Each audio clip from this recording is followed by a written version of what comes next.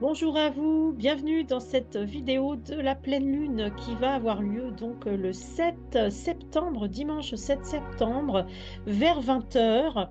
Donc c'est une pleine lune en Vierge. Ça veut dire quoi? Ça veut dire que le Soleil se trouve donc en Vierge à 15 degrés, donc en plein milieu de la Vierge, et juste en face se trouve en opposition la Lune en Poisson. Et donc, comme à chaque pleine lune, eh bien, il y a une tension finalement entre ces deux opposés sur un axe. Et là, on est sur l'axe donc Poisson-Vierge, qui est un axe j'ai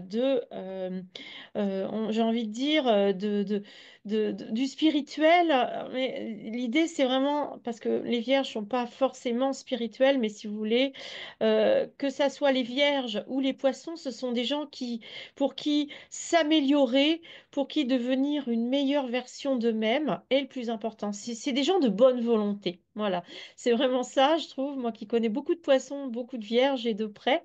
Eh bien, je trouve que ce sont tous des personnes qui essayent de faire du mieux qu'ils peuvent dans la vie, de s'améliorer. Donc, ils sont de bonne volonté, mais ils ne s'y prennent pas du tout de la même manière. C'est-à-dire que les vierges vont se noyer dans le microcosme. Donc, ça veut dire quoi? Le microcosme, pardon, c'est l'infiniment petit. Et donc, les vierges sont souvent très appliquées dans tous les détails, hein. Par exemple, quand ils font des travaux, ils vont passer un temps infini sur des finitions, sur des choses que personne ne voit.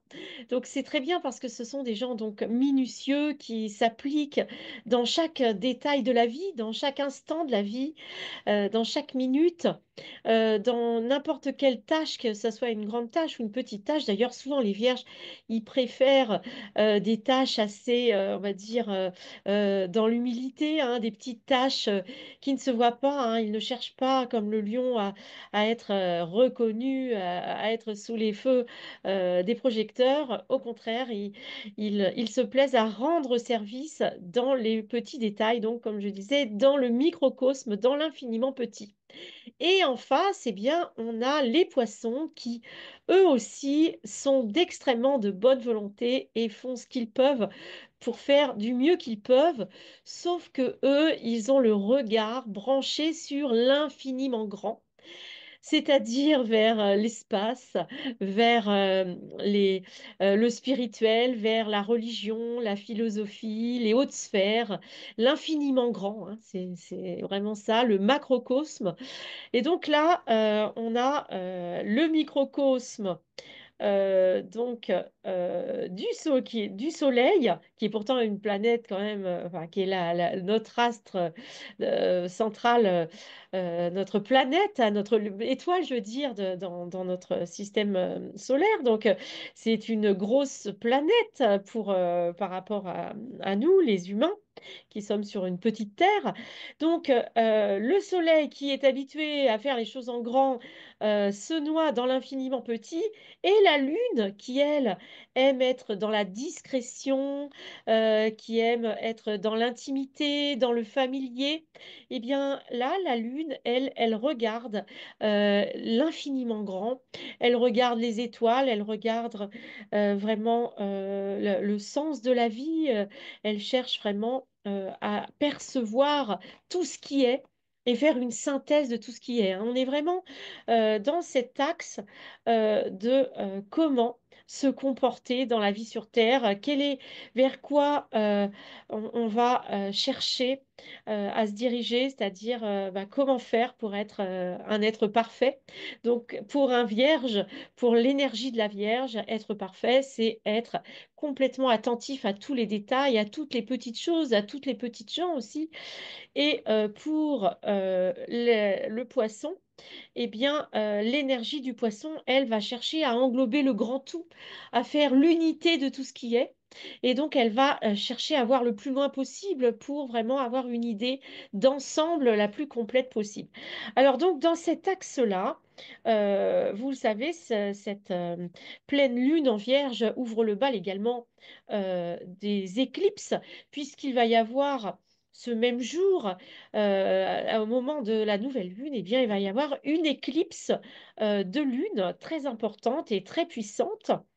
Et donc, c'est dans ce contexte-là que nous allons vivre ce week-end. Et donc, je ne sais pas si vous le sentez, mais je trouve que c'est extrêmement puissant. Pourtant, moi, j'avais bien mis, je suis pas du tout vierge, mais je m'applique à, à développer, si vous voulez, les qualités de chaque signe du zodiaque. Et donc, j'étais vraiment dans une organisation là depuis 2 semaines, une semaine, 2 semaines extrêmement précise. Et là, je me sens vraiment secouée et chahutée avant même que l'éclipse soit là.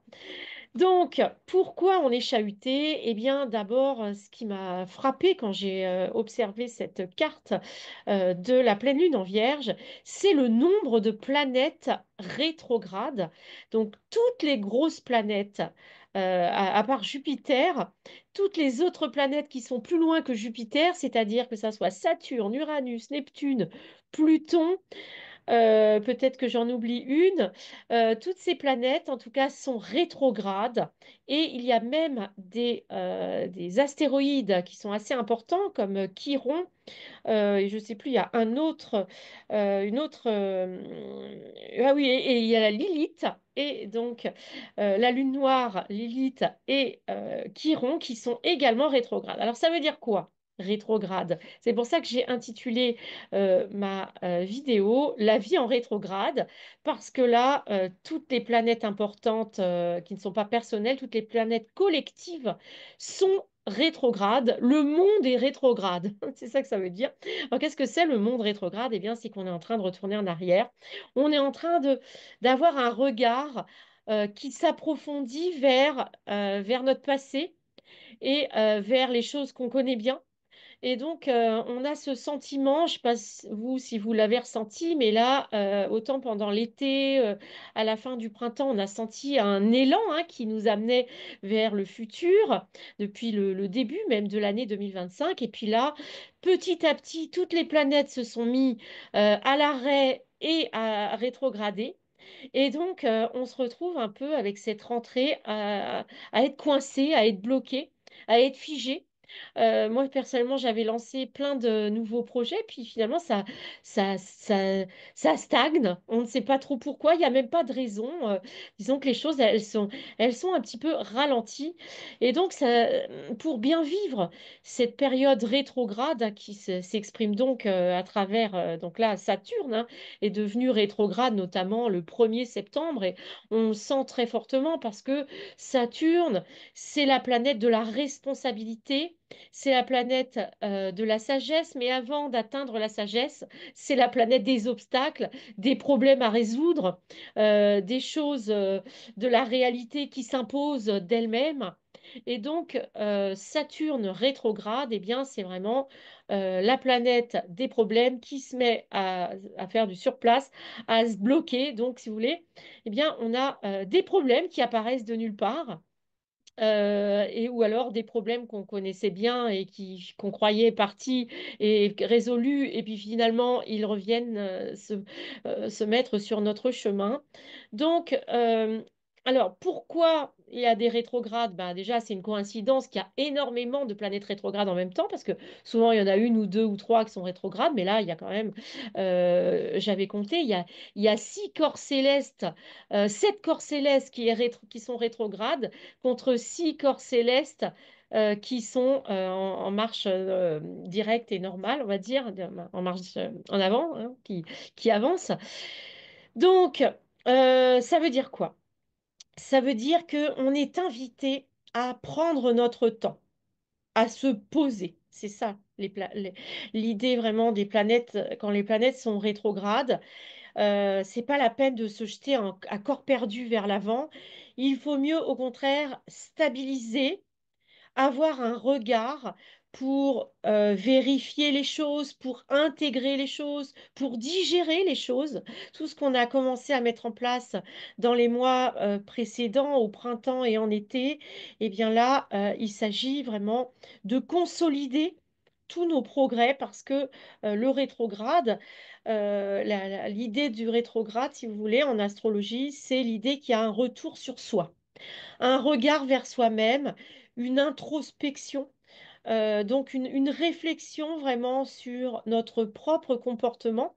Et alors là, ce qui est intéressant et particulier, c'est que donc toutes les grosses planètes sont en rétrograde. Donc moi, ce que j'entends là, et ce que je vois en regardant cette carte, et ce que je vais vous dire après le confirme, c'est que c'est au niveau collectif qu'on est en train de faire un bilan, qu'on est en train de faire une évaluation, qu'on est en train de réfléchir collectivement sur où on en est au niveau de la civilisation, au niveau de notre espèce humaine, au niveau de la vie sur la Terre, où on en est, hein.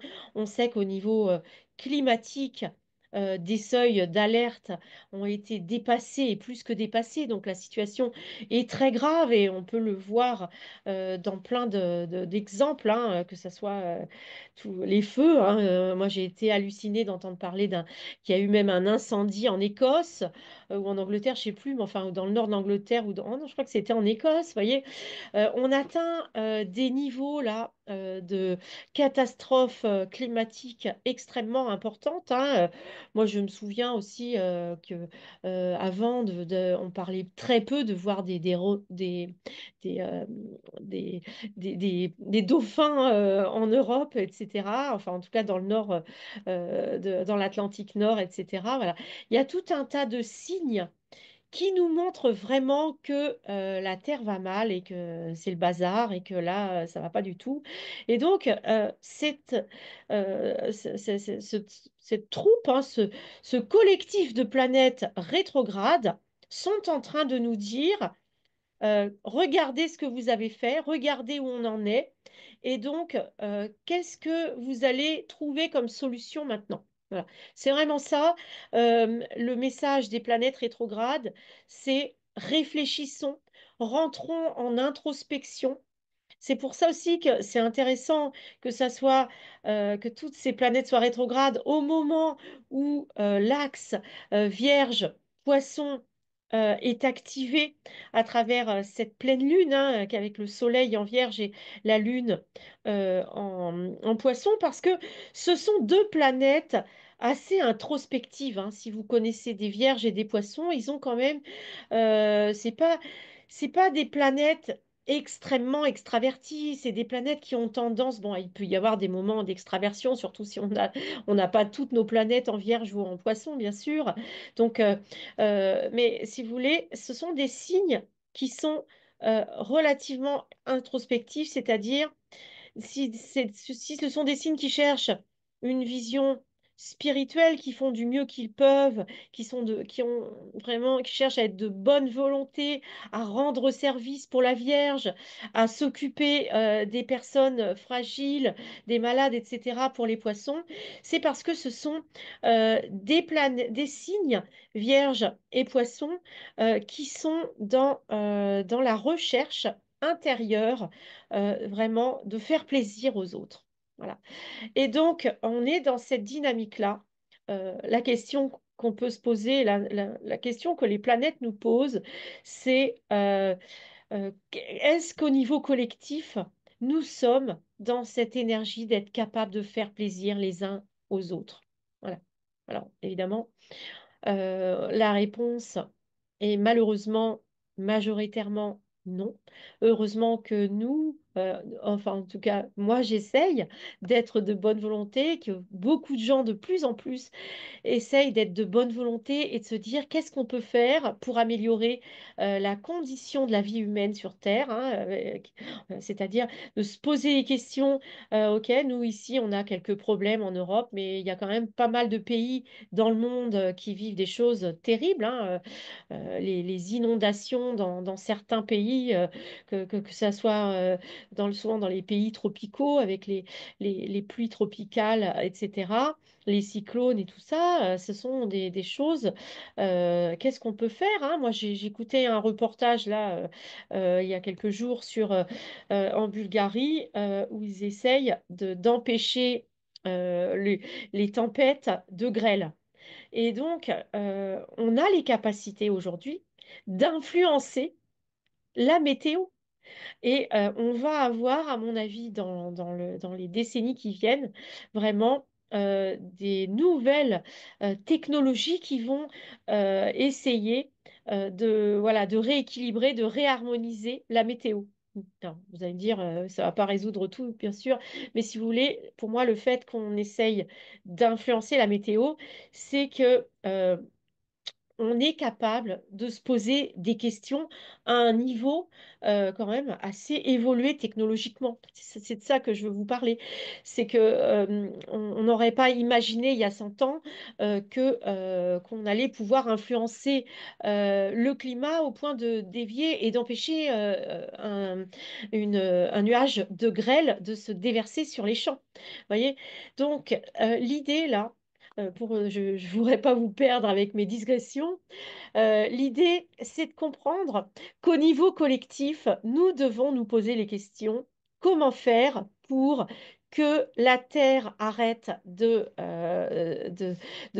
faire des catastrophes en réaction en partie à l'activité humaine, hein, parce que, on sait très bien que les problèmes climatiques, même si l'homme n'est pas la seule raison des dérèglements climatiques, n'empêche que les, le développement industriel et économique de la Terre a augmenté et participe quand même au réchauffement de la planète, hein, même s'il n'est pas, encore une fois, le seul responsable.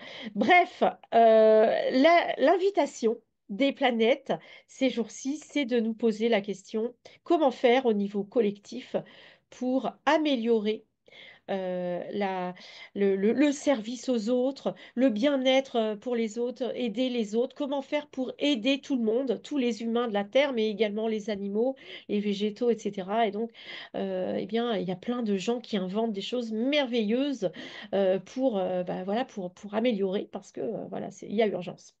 Donc, cette nouvelle lune, pardon, cette pleine lune en Vierge, elle est toujours dans un contexte extrêmement positif, même si toutes les planètes sont rétrogrades.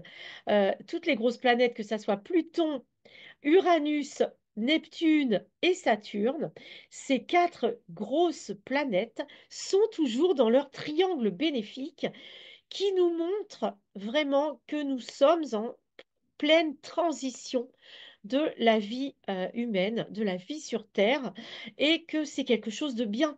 Donc, tant que vous avez ce triangle-là, hein, vous le voyez, donc il y a sextile Pluton avec la conjonction Neptune, Saturne, qui est aussi au sextile de l'autre côté d'Uranus. Et donc Uranus et Pluton se retrouvent en trigone.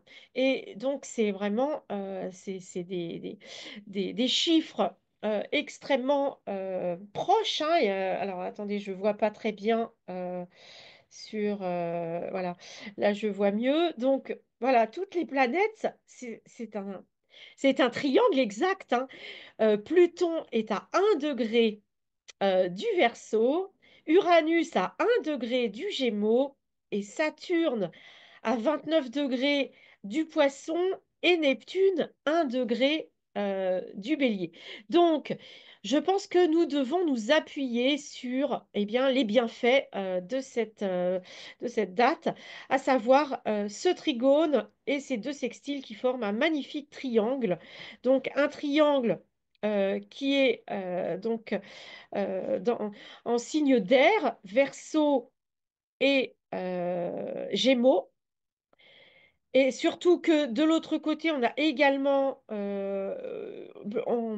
en signe d'air Mars en balance. Donc, on a beaucoup d'air dans cette date.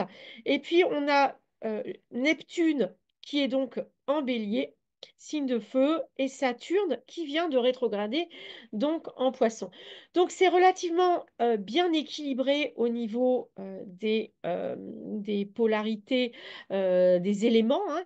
C'est-à-dire qu'on a des signes d'air et de feu, là on vient d'en parler, mais on a également euh, Jupiter qui se trouve en Cancer. Alors là, voilà, ça je voulais vous en parler aussi parce que Jupiter, il est même très très important, je trouve, parce qu'il forme un sextile avec le Soleil et Mercure. Alors, N'oublions pas également que cette pleine lune en Vierge, donc le Soleil est en Vierge, et il est conjoint à Mercure qui est chez lui en Vierge. Donc on a Mercure qui est très important, d'autant plus que Mercure est donc au sextile de Jupiter et donc, cela permet vraiment d'amplifier, si vous voulez, le côté harmonieux.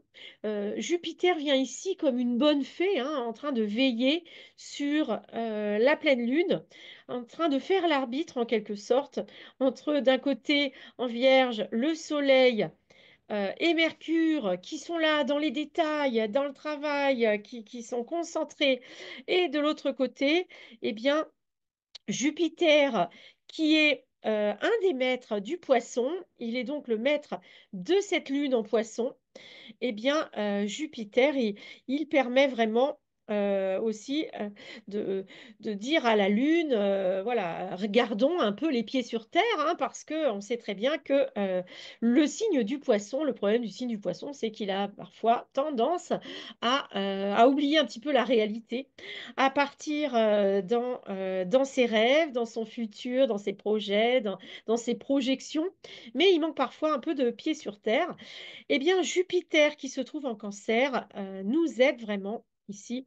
Il soutient d'un côté la Lune en Poisson et de l'autre côté le Soleil et Mercure qui se trouvent en Vierge. Voilà.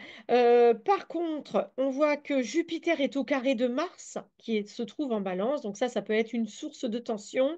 Surtout que Jupiter, les signes, on sait, hein, Jupiter, c'est le maître du Sagittaire et du Poisson. Jupiter a beaucoup de verve, beaucoup de talent d'orateur. Et donc là, euh, euh, il est au carré de Mars. Et Mars, on sait que Mars, c'est la planète quand même de la guerre, de l'agressivité, de la réactivité, de l'action, c'est vrai, mais voilà, il peut être un peu brusque. Donc là, on est invité quand même à faire attention, à rester au niveau des mots, au niveau des réactions dans une certaine, on va dire, de pas partir dans les excès, hein. Et on a Mars en Balance qui nous parle de paix, hein. Mars en Balance, c'est l'action, mais au service de la paix. Donc c'est la Balance, elle veut pas de conflit. Donc Mars, qui est la planète des combats, des conflits, etc. Et bien là, Mars, il est quand même cadré par la balance, mais là, quand même, quand on est au carré entre Jupiter et Mars, ben, ça peut chauffer, hein. Donc faites attention à ne pas être trop dans la réactivité.